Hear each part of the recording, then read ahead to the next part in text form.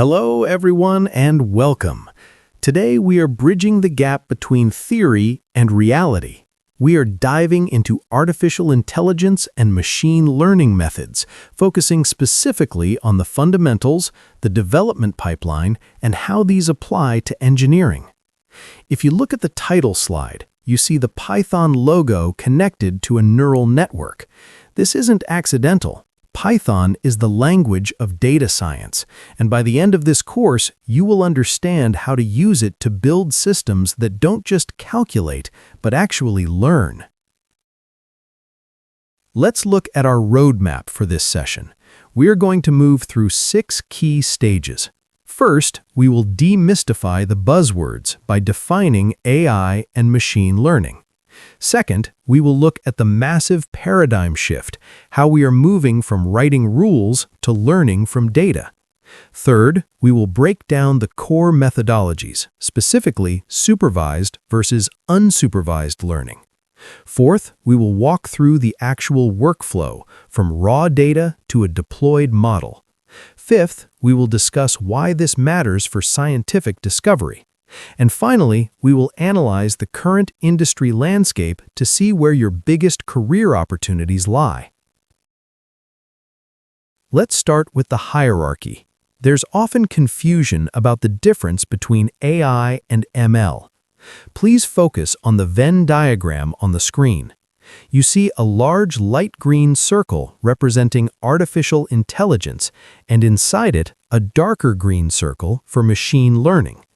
AI is the broad discipline. It's the big umbrella.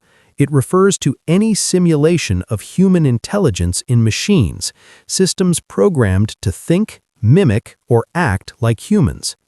Machine learning, however, is a specific subset of AI. It focuses on systems that learn from data rather than being explicitly programmed for every single rule. The key takeaway here is simple. All machine learning is AI, but not all AI is machine learning. Today, we're focusing on that inner circle. This is perhaps the most important concept of the day, the paradigm shift. Look at the 2 flowcharts on the slide. On the left, we have traditional programming. This is what you are likely used to. You take data, and you take rules, which is your logic or code, and you feed them into the computer. The computer processes this and gives you an output, or an answer. In this model, you have to know the rules beforehand. Now, look at the right side, machine learning. We flip the process.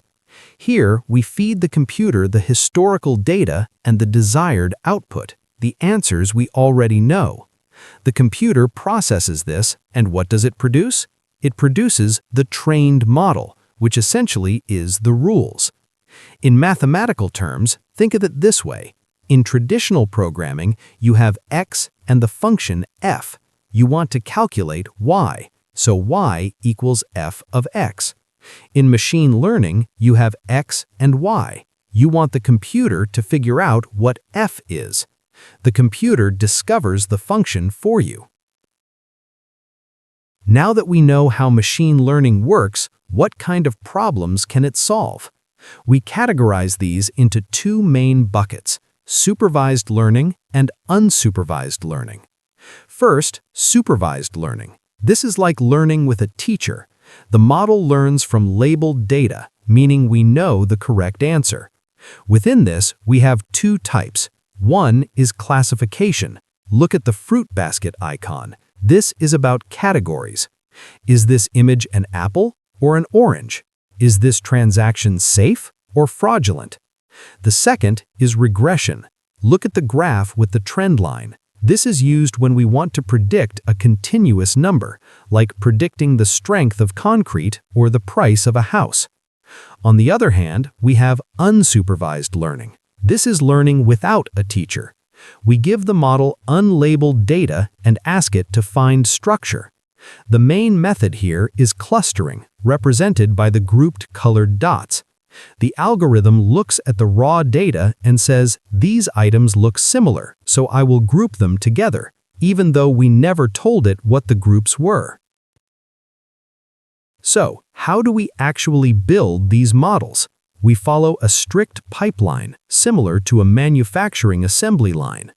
Please follow the chevron arrows from left to right.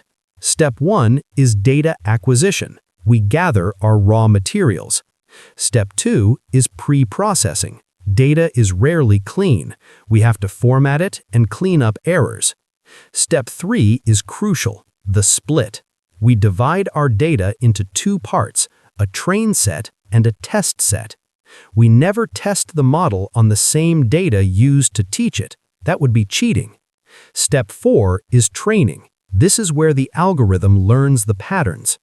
Step 5 is testing and verification. We show the model new data to see if it works.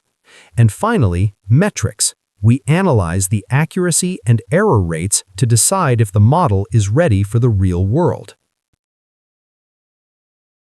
Why do we need this for science and engineering? Why not just use physics formulas? This slide compares the domain expert approach versus the machine learning approach.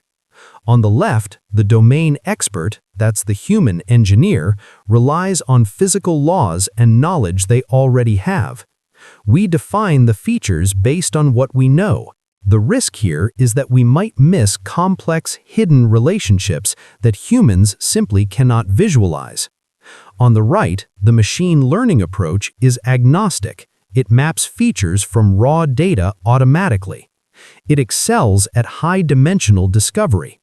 It can find quantitative relations in complex data that are invisible to the human eye.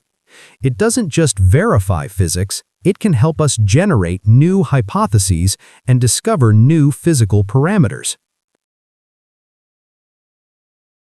Finally, let's look at where you fit in. This bubble chart shows industry digitization maturity versus growth. In the top right, in the green circle, you have high-tech and finance. These are leading sectors. They are mature and already heavily leveraging AI. But look at the bottom left, at the red circle. That is construction. It is currently categorized as falling behind. Now, you might think that is bad news. I see it differently. I see it as a massive opportunity.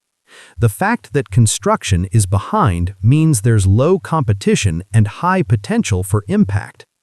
As engineers skilled in Python and data science, you have the unique chance to modernize this industry, bringing efficiency to one of the largest sectors in the world. This is where your value lies. Thank you for your attention.